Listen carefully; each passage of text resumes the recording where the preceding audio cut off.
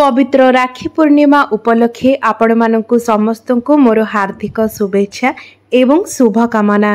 आपणकर जदि सिंह राशि होइथाय तेबे भिडियोटी को स्किप न करी शेष पर्यंत थरे निश्चय देखंतु।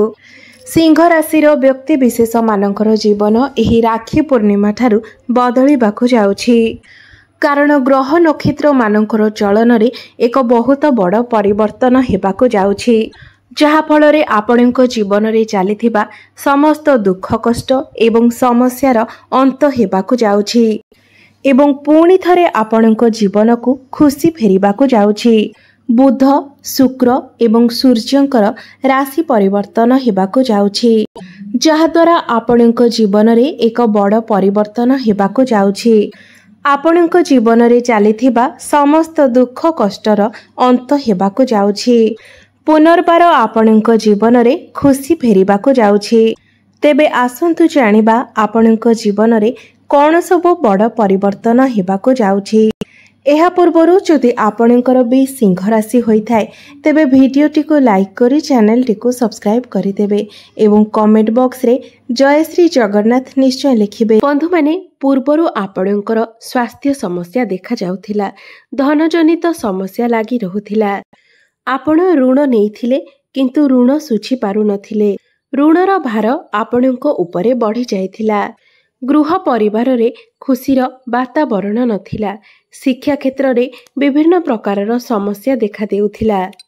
आपणकर अननेसेसरी खर्च हेउथिला। समाज रे आपणकर मान सम्मान कमी जाइथिला। आपणको चाकरी प्राप्ति होई पारु नथिला। संतान संतति को नै चिंतित रहुथिले एवं व्यापार रे मध्य आपणकर लॉस हेउथिला। प्रेम जीवन रे मध्य समस्या देखा देउथिला। तेबे एभली जहाँ भी किछि समस्या आपणक जीवन रे चालुथिला ताहा एबे दूर हेबाकु जाउछि। आपणक जीवन रे पुणी थरे खुशी फेरिबाकु जाउछि। आपणक जीवन रे नूतन सूर्योदय हेबाकु जाउछि। बंधु माने शुक्रंकर राशि परिवर्तन हेउछि। शुक्र हेउछन्ति धनर कारक ग्रह। शुक्रंकु माँ लक्ष्मींकर स्वरूप बोली मध्य माना जाइथाए। शुक्र आपणकर लग्न भावरे अछन्ति एवं बहुत बलवान स्थिति रे मध्य अछन्ति।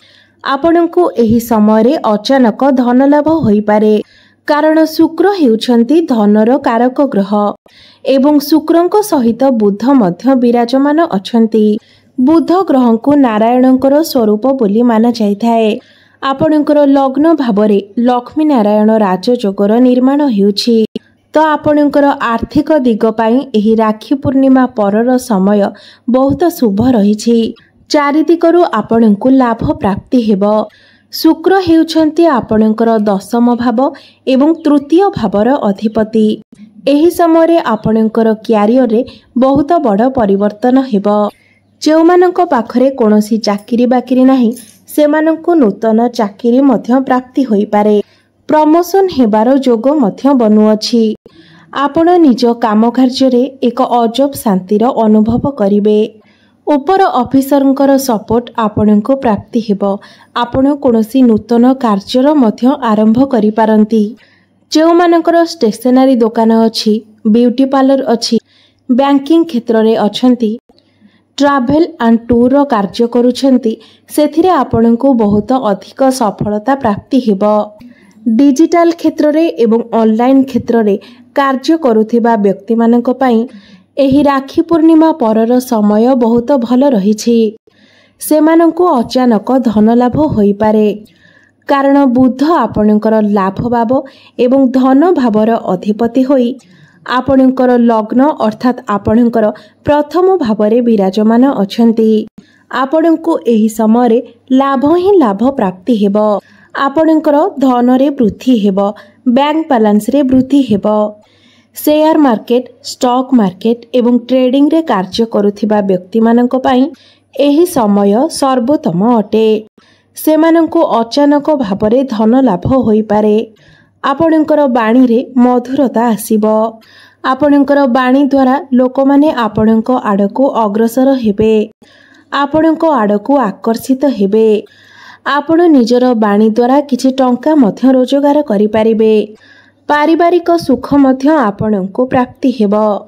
आपणकर एही समय कौनसी गोटे बड़ इच्छा पूर्ण होई पारे। देवगुरु बृहस्पति आपणकर दशम भावरे अछंती, कर्म स्थान रे अछंती। एही समयटी आपणकर क्यारियर पाई बहुत भल रहिछि। क्यारियर रे आपणको बहुत बड़ सफलता प्राप्ति होई पारे। एही समय रे आपणकर भ्रमणर जोग मध्य बनुअछि। आपण कौनसी स्थान को बुलिबाकू जाई पारंती, धार्मिक कार्य करि पारंती।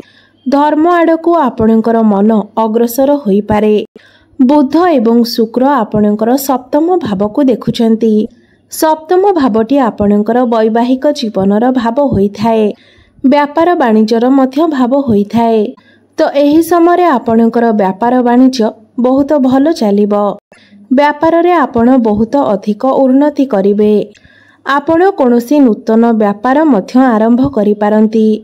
आपणकर डेली इनकम रे मध्य वृद्धि आसीबो। पार्टनरशिप रे काम कार्य करुथिबा व्यक्ति मानक पई एही समय बहुत शुभ अटे। आपणकर वैवाहिक जीवन रे पुणी थरे खुशी फेरी आसीबो। पूर्वरु जदि आपणकर वैवाहिक जीवन रे किछि समस्या चलीथिला तेबे ताहा एही राखी पूर्णिमा परे दूर होई जिवो। आपण दुई जनक मध्यरे तालमेल भल रहिबो। समस्त मनोमालिन्य दूर हेबो। आपण दुई जन मिसी कौनसी बड़ डिसिशन नै पारंती। फैमिली प्लानिंग मध्य करि पारंती।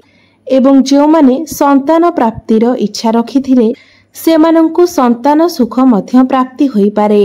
शिक्षा क्षेत्र रे मध्य आपनकु एही समय रे बहुत अधिक सफलता प्राप्ति हेबो। आपण कौनसी उच्च शिक्षा करिबा पई बाहर को जाई पारंती, एडमिशन नै पारंती।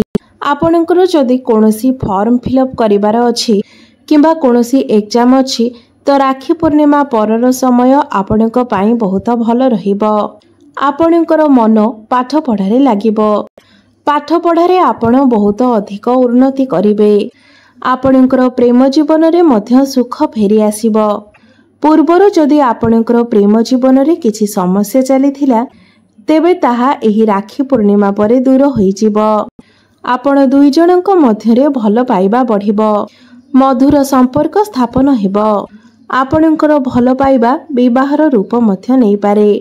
आपणकर प्रेम जीवन पई एही राखी पूर्णिमा परर समय बहुत भल रहिबो। एही राखी पूर्णिमा परे मंगल मध्य आपणकर लाभ भाव को चलन करिवे, अर्थात आपणकर एकादश भाव को चलन करिवे। मंगल हेउछंती आपणकर भाग्य भावर अधिपति। भाग्य भावर अधिपति होई आपणकर एकादश भावरे विराजमान हेबे। तो एही समय आपणको आपणक भाग्यर साथ मिलिबो।